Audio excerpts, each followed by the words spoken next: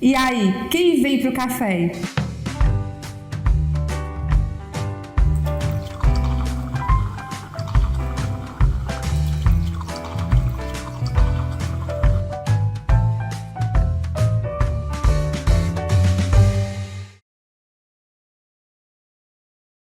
Quem veio para o café foi a doutora Jussara Rocha, que é psicóloga e psicoterapeuta. Jussara, seja muito bem-vinda. Oi, Mala, obrigada. É um prazer estar aqui com você.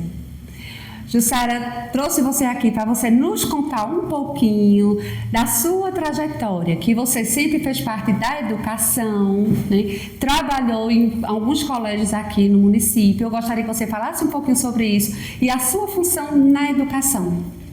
Bem, Marla, minha história na educação tem um longo trajeto, né? Eu passei 18 anos na educação, então trabalhei em grandes escolas, né? O Colégio Santa Sofia, o Colégio 15, e trabalhava na área pedagógica. Eu era coordenadora pedagógica e sempre focada na infância. Então eu trabalhava com crianças, geralmente no fundamental, que a gente chama de Fundamental 1, né? Do primeiro ao quinto ano. Alguns períodos eu estive com a educação infantil também e em alguns momentos, assim, em demandas das escolas também com outros níveis, mas o foco era sempre do primeiro ao quinto ano e por aí fui desenvolvendo o trabalho com as escolas por um bom tempo. Aí depois a vida foi dando um curso um pouquinho diferente, né? E eu fui sentindo necessidade de caminhar por outros universos. E foi quando resolvi sair da pedagogia e enveredar pela psicologia. E aí fiz um redirecionamento de carreira e saí do viés das escolas e fui para a psicologia. Mas eu acho que a gente nunca deixa de ser professora, tá? Eu acho que essa chama está dentro da gente, faz parte. Exatamente, eu falo assim que a educação e a psicologia, a psicopedagogia, né, elas andam de mãos dadas, né? Então sempre ali juntinhos. A psicologia, ela traz muito para a gente da nossa realidade em sala de aula. Sim. Né? E hoje, você não como pedagoga, mas como psicóloga, qual a maior dificuldade que você vê hoje em trabalhar como psicóloga? Hoje o grande desafio é a gente conseguir que a sociedade entenda a importância do trabalho da psicologia para a saúde mental. É bem verdade que depois da pandemia a gente vem passando por uma transformação, né? Então, a chegada da pandemia e todo o impacto que a pandemia causou fez com que a sociedade, de um modo meio que forçado, diante dos eventos acontecidos, mudasse a perspectiva. Mas até então a gente tinha muita resistência. Não é que não tenha, existe ainda e muito. Mas a gente vem passando por uma mudança, né? As pessoas passaram a se preocupar muito mais com a saúde e, dentre essa saúde, a saúde mental. Porque, assim, para a psicologia só existe saúde se saúde ela tem que estar no amplo triplo, né? Que é o psicológico, o social e o orgânico. Então, saúde é uma dimensão completa. A gente fala muito de saúde mental como se pudesse a gente compartimentar, mas não tem. Não existe saúde orgânica sem saúde psíquica, e não existe saúde psíquica sem saúde orgânica. Elas estão entrelaçadas e interdependentes. Mas é uma tentativa meio que didática de explicar, ou talvez a gente tentar botar cada coisa numa caixinha como se isso fosse possível.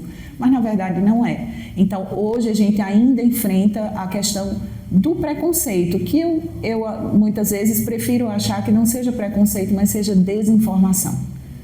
Eu acredito muito mais que a gente pode trabalhar no viés de divulgar, não só como uma questão, a psicologia como uma necessidade a partir de doenças ou de faltas, mas como para preservar a saúde, num viés muito mais preventivo do que a nível de cuidado posterior, né? Do cuidado para com a doença. Exatamente. Sabe? Eu vejo muito mais por esse viés. Apesar da gente saber que não é o que a sociedade defende. Nós ainda vivemos numa sociedade que olha muito todos os eventos a partir do que é saudável e o que não é saudável, como se fosse possível a gente separar tudo em caixinhas. E são indissociáveis, né? Sim, indissociáveis. Pessoal, em relação, voltando lá um pouquinho para a educação, quando nós estamos em sala de aula, aí sempre tem alguém que diz, um profissional, fulaninho, fulana, a criança necessita ir para um psicólogo, né? Para os pais que estão nos acompanhando, qual o caminho, porque eu não posso chegar e levar diretamente a um psicólogo. Hoje a maioria das instituições, não todas, infelizmente, mas algumas têm um psicopedagogo. Então seria o correto a pedagoga encaminhar para o psicopedagogo e aí tem todo um trajeto a se chegar ao profissional da psicologia, não é isso? Veja, Marla, nós podemos adotar os dois caminhos, não é?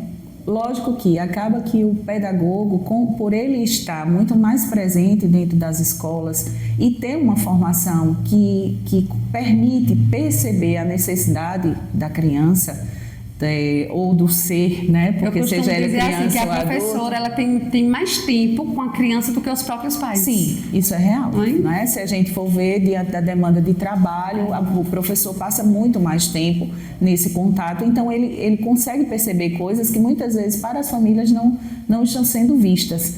Como também há sintomas que eles se apresentam apenas em determinados locais. Então, muitas vezes, você leva uma informação à família, que a família discorda, mas ela é presente na escola e não é presente na família. E isso é possível, né? E é passível de tratamento e de cuidado. Então, não é que por apresentar determinada situação, apresentar em casa ou apresentar na escola, ela tenha, seja ou não seja verdadeira. Ela pode estar só em um âmbito e mesmo assim está sendo motivo de sofrimento para a criança. Tá? Então, o olhar da psicologia ele amplia nesse sentido. Quando a gente pensa numa percepção a partir da escola, como a gente sabe que é comum a escola ter o pedagogo, o psicopedagogo, então eles serão pessoas que vão nos favorecer, né, nessa detecção, ou pelo menos nesse levantamento de hipótese, né? Há uma possibilidade de sofrimento. Porque a psicologia trabalha a partir do sofrimento. Exatamente. Né? Não existe acompanhamento psicoterapêutico se não existir um sofrimento. Então, o profissional, o psicopedagogo, ele pode verificar, né? Ele pode perceber esse sofrimento e, a partir daí, fazer esse encaminhamento ou essa solicitação às famílias da busca por esse serviço, né? Por essa ajuda para com aquela criança, que diverge do acompanhamento que é feito pelo psicopedagogo. O psicopedagogo, apesar de lidar com questões emocionais também, né, e por isso a importância, a constante, né, importância e necessidade desses profissionais dentro da escola, ele lida com isso muito mais no âmbito apenas da aprendizagem ou da relação aprendizagem e escola, né? Sujeito, aprendizagem, família e escola. Já a psicologia ela amplia porque ela é capaz de ver um pouco além, entrelaçando as questões sociais, familiares, né, o contexto histórico, porque a psicologia considera tudo. Não tem um sujeito sem ele estar situado no tempo histórico. Então, isso faz muita diferença. A criança que a gente tem hoje não é a criança que a gente tinha antes da pandemia. É outra criança. É outra criança. Né? Uma criança que traz uma carga emocional diferenciada da mesma criança. Uma criança de 4 anos hoje, ela não é a mesma criança comparando-se uma criança de 4 anos antes da pandemia. Ou seja, o impacto social e o contexto histórico fez mudanças consideráveis e que isso, num acompanhamento e num olhar a partir do sofrimento, precisa ser levado em consideração. E essa semana eu estava comentando com uma pessoa e eu até disse assim, se eu estiver errada pode me corrigir. Isso. Assim, eu disse até as crianças que nasceram pós-pandemia, elas têm a sequela da pandemia, porque vem dos pais, porque Sim. Os pais estão sequelados. Então, eles ali, até a criação dos filhos deles, não é como seria antes da pandemia. Então, essa criança, ela é vítima da pandemia, independente de ter passado pela pandemia ou não. Vou te citar um exemplo bem assim, uma coisa bem sólida. Eu trabalho com acompanhamento de bebês. Eu tenho formação em psicanálise com bebês. Mesmo sem falar, ele também pode fazer terapia e também vive de um sofrimento. E eu acompanho uma criança que passou por uma situação traumática no período. Essa criança hoje tem 1 ano e 8 meses e ele não sai do meu consultório sem limpar a mão com álcool em gel. Mas por quê? Por quê? Porque ela já saiu depois, ela é pós-pandemia. Quando ela estava no momento da pandemia, ela não usava álcool em gel. Os pais sim, mas ela não. Mas ela não terminou a terapia, a gente terminou a sessão, terminou de brincar, a primeira coisa que ela faz é se endereçar para a mesinha onde eu tenho álcool em gel e ela fala, limpar a mão, limpar. Então, resumindo, eu não estou errada. De forma alguma.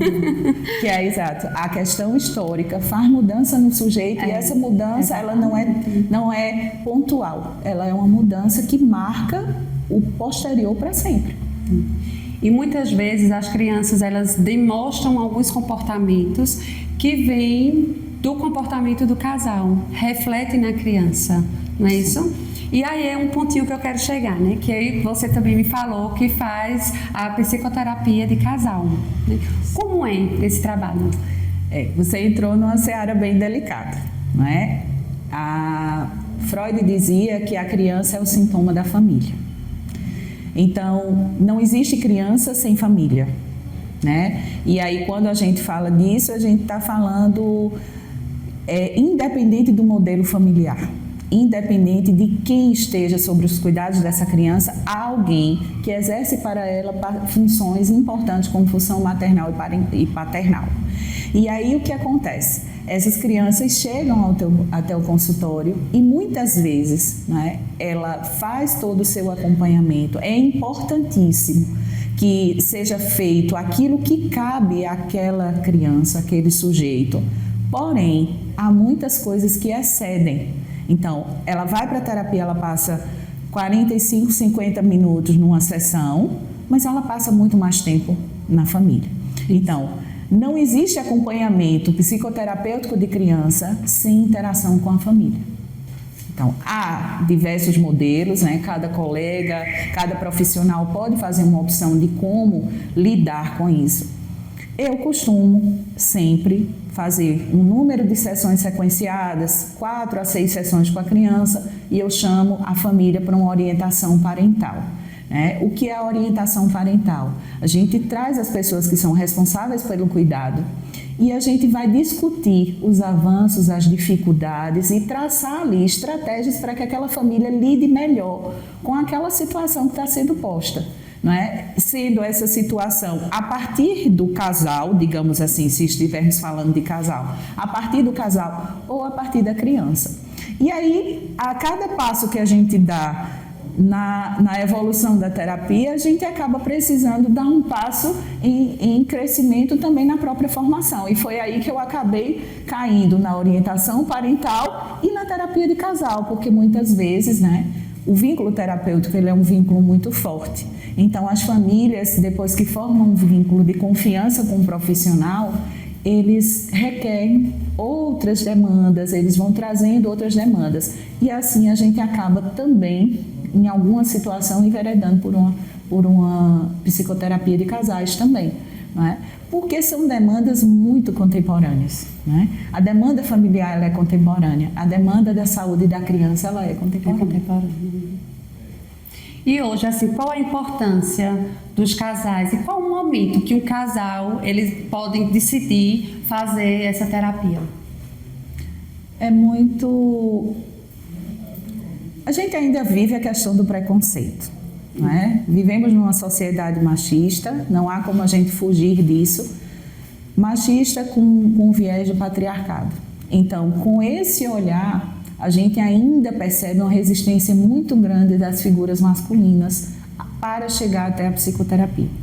É bem verdade que o número de homens hoje em acompanhamento já é muito maior do que foi um tempo atrás, mas a gente ainda entende essa resistência. Então, na sua maioria, esse acompanhamento ele é buscado pela esposa, na sua tentativa, não é, ou a figura feminina da relação, na tentativa de restabelecer aquele laço, ou que aquele laço permaneça mais saudável, se é que a gente pode dizer, ou digamos assim, mais em equilíbrio possível. Mas na maioria das vezes ele vem de um movimento da mulher. Né? Mas não quer dizer que eles não permaneçam, tá? Então, hoje a gente eu particularmente tenho um número razoável de homens na clínica, são homens que estão assim em idade produtiva, entre 30 e 50 anos, que começam a perceber a necessidade de mudar a sua vida, não é? Que ter família hoje não é a mesma ideia do que ele foi com os seus pais, e começam a querer refletir, pensar sobre isso, o que é que eu posso fazer diferente? Que ter filhos hoje e educar hoje já não é o que um dia foi, e a fórmula não adianta a gente pensar na repetição. Sabe aquilo que às vezes a gente escuta, né? Eu fui criada assim e deu certo. Deu certo entre aspas, né? Até onde? Pois é, e até onde deu certo, né? Que a gente muitas vezes não fala sobre isso, mas a gente recebe muito. E o tempo de buscar é quando a angústia chega. Chegou a angústia, a relação não está caminhando, alguém está infeliz, é o tempo de se mexer. Porque enquanto existe a angústia, ainda existe possibilidade de resgatar. Quando chega a indiferença, a partir dali é muito difícil. É possível? Talvez, mas o esforço vai ser muito maior.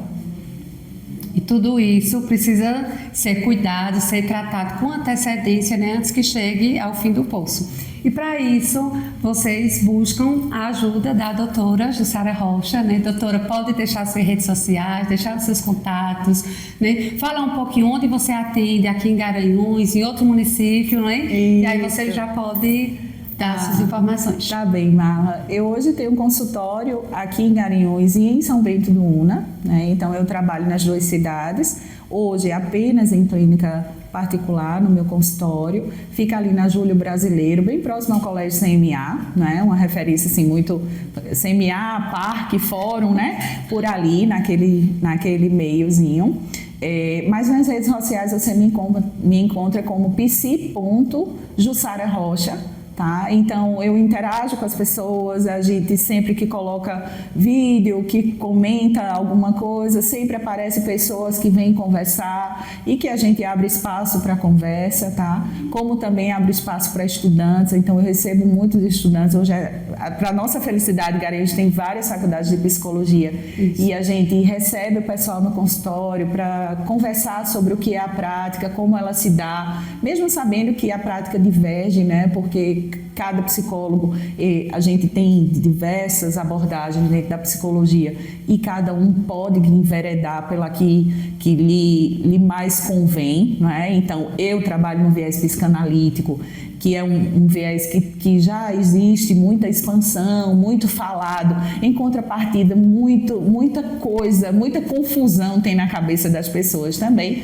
Então, eu trabalho aqui em Garanhuns e trabalho em São Bento, também numa clínica particular, né, no Espaço Recriar, lá em São Bento, é uma clínica multiprofissional, e eu estou lá em conjunto com uma equipe para fazer toda aquela questão que você colocou, né, dos diagnósticos e da necessidade, né, junto com uma equipe também, tá certo? Então eu estou lá. E se vocês quiserem me encontrar, estou nas redes sociais, e lá também tem um link tem o acessozinho, eu esqueci o nome, para o meu WhatsApp. Então, havendo necessidade, o link pode entrar em contato, e assim que eu tiver o intervalo entre uma sessão e outra, eu vou responder, porque é sempre assim, tem já um automático lá, a gente me espera, daqui a pouco eu respondo, uma hora a gente responde mesmo. Ai, que maravilha, que papo gostoso, que coisa boa. Doutora, muito obrigada, viu? Estou lisonjeada em tê-la recebido, viu? Foi um papo maravilhoso, e que Deus a abençoe. Muitíssimo obrigada. Marla, obrigada pelo espaço, obrigada às pessoas, né, que estão e interajam com a gente, tirem dúvidas, eu estou à disposição, tá bom? Muito obrigada.